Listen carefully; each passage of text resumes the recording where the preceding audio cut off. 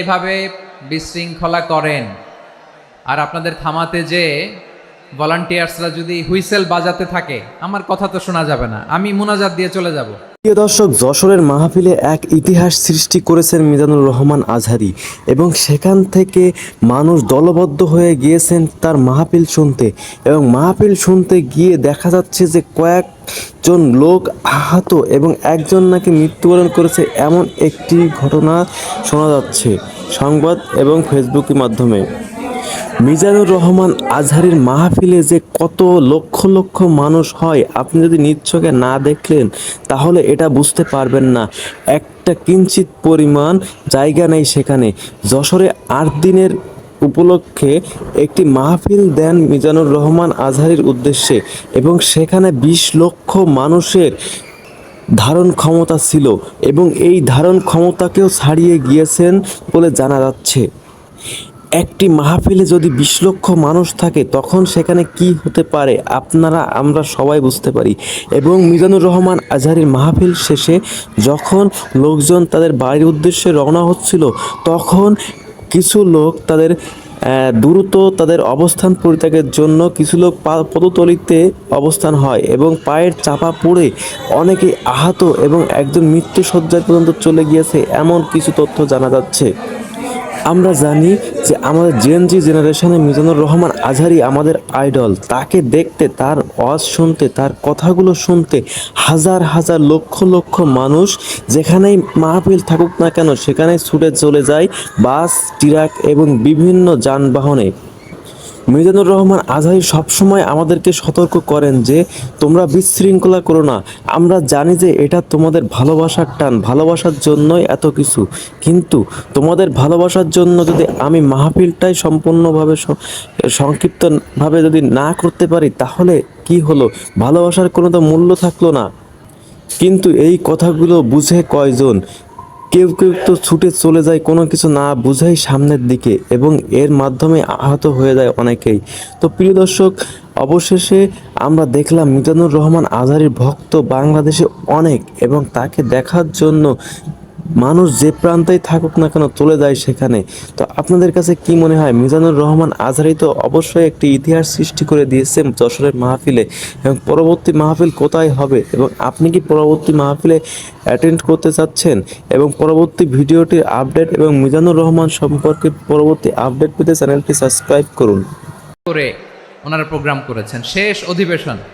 যদি আপনারা ধাক্কা ধাক্কি বিশৃঙ্খলা করেন, বঞ্চিত হব, আমরা বঞ্চিত হব, আপনারা বঞ্চিত হবেন। মিডিয়া কর্মীদের মাধ্যমে দেশে বিদেশে কোটি কোটি দর্শক তারা বঞ্চিত হবে। আর যদি একটা নীরব, নিস্তব্ধ, নিঝুম পরিবেশ আমাকে উপহার দেন, আমি জনগুরুত্বপূর্ণ, যেটা রাষ্ট্রের জন্য গুরুত্বপূর্ণ, যেটা সামাজিকভাবে আমাদের জন্য গুরুত্বপূর্ণ, আমার ব্যক্তি জীবনের জন্য গুরুত্বপূর্ণ, গোটা মানবতার জন্য গুরুত্বপূর্ণ, এরকম কিছু বার্তা আজকের এই ঐতিহাসিক যশোরের প্রোগ্রামে আমি রাখতে চাই ইনশাআল্লাহ। কিন্তু সেজন্য সহযোগিতা করতে হবে। যে ডান দিকের ছেলেরা মাশাআল্লাহ বলার সাথে সাথে ঠান্ডা, কিন্তু এখানে এখনো ঠান্ডা হচ্ছে না। তোমরা ভলান্টিয়ারদের কথা শোনো, জায়গা না পেলে পেছনে যাও, ধাক্কাধাক্কি করো কেন ভাইয়েরা? এটা করো না। এই যে তোমাদেরকে দেখতে পাচ্ছি তো, একে অপরকে ধাক্কা ধাক্কি করে আমাকে দেখার চেষ্টা, পেছনে চলে যাও। Move move on, move, sit or move. আমি বারবার থামুন, চুপ করুন বলতে পারবো না। Sit or move on. 9টা প্যান্ডেল আছে, এখানে ধাক্কাধাক্কির কোনো মানি হয় না। তোমরা ধাক্কাধাক্কি করবা, এই জন্য প্যান্ডেল করা হয় নাই 9টা। বসো, কোনো কথা নাই, বসো বসো। কানগুলো খরগোশের কানের মতো খাড়া করো, কোনো আওয়াজ নাই, আওয়াজ নাই, কোনো আওয়াজ নাই। এই যে প্রিয় ভাইয়েরা, আল্লাহর ওয়াস্তে চুপ করুন। যশোরের ভাইয়েরা, আল্লাহর ওয়াস্তে চুপ করুন। আমি 10 থেকে 0 গুনবো, এরপরে যদি আওয়াজ হয় চলে যাব, আমি চলে যাব, কিন্তু কোনো আওয়াজ নাই। আমি কিছু জিজ্ঞেস করলে উত্তর দেওয়ার সময় গলা ফাটায় আওয়াজ করতে হবে, ঠিক কিনা? বাস, এর বাইরে আর আওয়াজ নাই। 10 থেকে 0 গুনবো, হয় বসো, নয় অন্য প্যান্ডেলে যাও, কোনো আওয়াজ হবে না। 10, 9, 8, 7,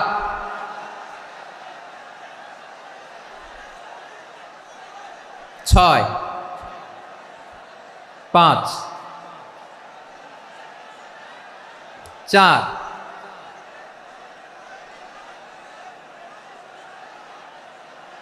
3 2 1 শূন্য। প্রিয় ভাইয়েরা, অনেক আলোচনা হয়েছে 3 দিন ব্যাপী। দেশ বরেণ্য প্রথিতযশা ওলামায়ে হজরতের মুখে আপনারা অসংখ্য কথা শুনেছেন। আমলের জন্য এগুলোই যথেষ্ট। নতুন করে আমার বলার কিছুর দরকার নাই। নতুন করে উপস্থাপনের মতো বলার মতো আমার কাছে কিছু নাইও। যা বলার 1500 বছর আগে আল্লাহ তাআলা উম্মাকে বলে দিয়েছেন, ঠিক কিনা? এমন কিতাব দান করেছে যে কিতাবে ভুল নাই। যতই পড়ি ততই শেখা যায়। বিয়ন্ডলেস, বাউন্ডলেস, বটমলেস, কুল কিনারা নাই, কুল কিনারাবিহীন সাগর। পড়েন সুবহানাল্লাহ। গত 3 দিন ধরে স্কলাররা যে সমস্ত বিষয় কোরআন সুন্নাহর আলোকে আলোচনা করেছে, আমরা যেন সেগুলোর উপর আমল করতে পারি। আল্লাহ তৌফিক দান করুক, আমরা পড়ি আমিন। আসুন এখানে আসার বসার এই প্রোগ্রামে অংশগ্রহণ করার উদ্দেশ্যকে, নিয়তকে আমরা খালেস করে নেই। আজকে আমরা যা শুনবো শিখবো আমলের নিয়তে শুনবো, ঠিক কিনা বলেন? শেষ পর্যন্ত নীরবতা বজায় রাখবো। আমি উঠবো, আপনারা উঠবেন। এর আগে ওঠা যাবে না। স্কেজিউলে একটু চেঞ্জ এসেছে, এশার সালাত হয়নি। আমার আলোচনার পরপরই আজান হবে। এশার সালাতে আমরা জামাতে অংশগ্রহণ করে একসাথে বিদায় নেব ইনশাল্লাহ। বলেন। বিশৃঙ্খলা করলে আমার বুঝাতে, পয়েন্টগুলো শেয়ার করতে দেরি হবে। আর এই যে এরকম নীরব নিস্তব্ধ থাকলে সুবিধা হবে। আল্লাহর ওয়াস্তে বি স্মার্ট। জায়গা না হলে চলে যাবেন, আওয়াজ করবেন না। ভলান্টিয়াররাও আওয়াজ নয়, ইশারা ইঙ্গিতে। প্রিয় ভাইয়েরা, যে টপিকটি নিয়ে আমি আপনাদের সামনে আজকে কথা বলতে চাই, টপিকটি অনেক গুরুত্বপূর্ণ। টপিকটি হচ্ছে হিউম্যান রিসোর্স ডেভেলপমেন্ট, মানব সম্পদ উন্নয়ন। কারণ আল্লাহ তাআলা আমাদের যা দেখ আর না দেখ এটা দিছে। মানুষ আর মানুষ, 18 কোটি মানুষ, ঠিক কিনা? এই 18 কোটির জনসংখ্যার দেশে বসবাস করে আমরা খুশি না বেজার? খুশি হইতে হবে, বেজার হইেন না। জাপানের খবর জানেন? তাদের গ্রোথ রেট নিচের দিকে, উল্টো। জনসংখ্যা নাই, বাচ্চা নিলে, সন্তান নিলে গভর্নমেন্ট তাদের টাকা দেয়। আমাদেরকে আল্লাহ তাআলা দয়া করে, মায়া করে এই সম্পদটা দিয়েছেন। এই মানব সম্পদকে যেন আমরা কাজে লাগাই ইনশাআল্লাহ। পড়েন সবাই। হিউম্যান রিসোর্স ডেভেলপমেন্ট অনেক জনগুরুত্বপূর্ণ বিষয়, খুব সেন্সিটিভ বিষয়। বুঝতে হবে যশোরের স্মার্ট ছেলেরা, এই যে আমি যাদেরকে দেখতে পাচ্ছি, all are the Gen Z of Jessore. যারা জেন জি, ওরা স্মার্ট, ওরা ইশারা ইঙ্গিতে কাজ করে। এই যে পুরো গদি উল্টায় দিছে, ঠিক কিনা? 24-এর ছাত্র নাগরিক অভ্যুত্থান আমাদের দেখিয়ে দিচ্ছে কিভাবে চোখের ইশারায় গদি উল্টে দিতে হয়। তো এই জেনজিদের নিয়ে বসেছে। ওরা তো স্মার্ট, ওরা ডিস্টার্ব করবে না। মেহরবানি করে আমার সাথে কানেক্ট করো, 1 to 1, brain to brain, eye to eye, eye contact করো আমার সাথে। তাকাও, কষ্ট হলো আমার দিকে তাকাও, আওয়াজ করা যাবে না, আমার দিকে তাকাও। প্রিয় ভাইয়েরা, হিউম্যান রিসোর্স ডেভেলপমেন্টের ব্যাপারে কিছু কথা বলবো। এই যে আমাদের বিশাল জনসংখ্যা, এই জনসংখ্যাকে কি করে জনসম্পদে রূপান্তরিত করা যায় এ ব্যাপারে কথা বলবো। আমি সূরাতু বনী ইসরাইলের 70 নম্বর আয়াত তেলাওয়াত করেছি। এই আয়াতের আলোকে কিছু কথা আমি আপনাদের সামনে বলবো।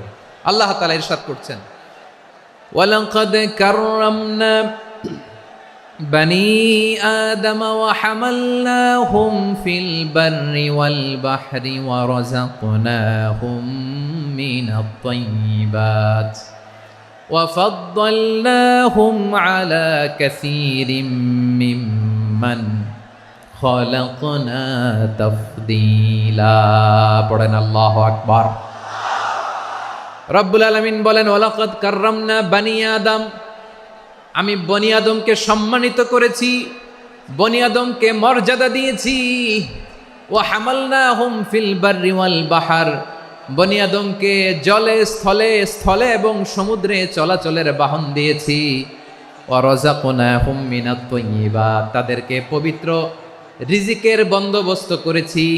ওয়া ফাদ্দালনাহুম আলা কাসীরিম মিম্মান খালাকনা তাফদীলা, আর আমি আল্লাহ যাদেরকে সৃষ্টি করেছি তাদের মধ্য থেকে বনি আদমকে আমি শ্রেষ্ঠ বানিয়েছি।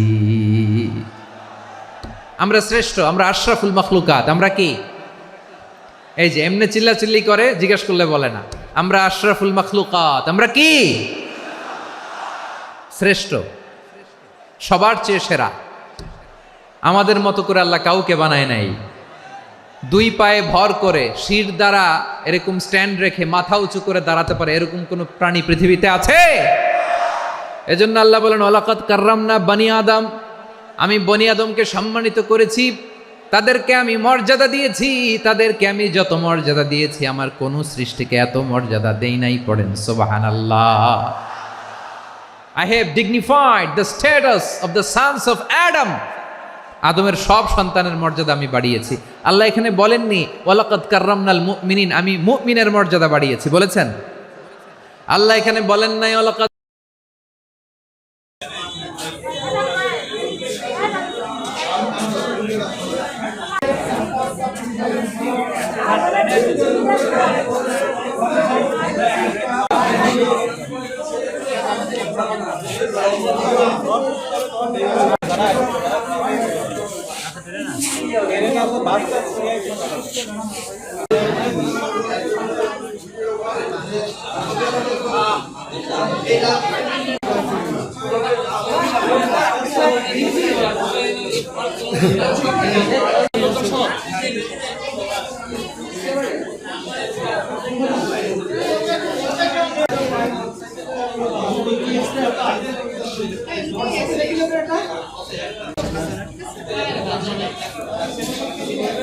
বেশি সমস্যা মনে করে তো দেখো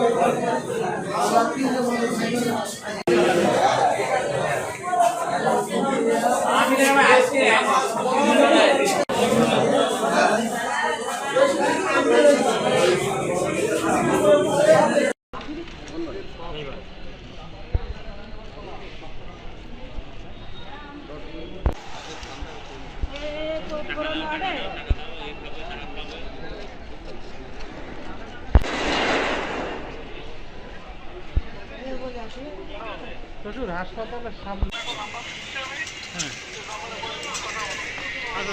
নাম্বার ফোন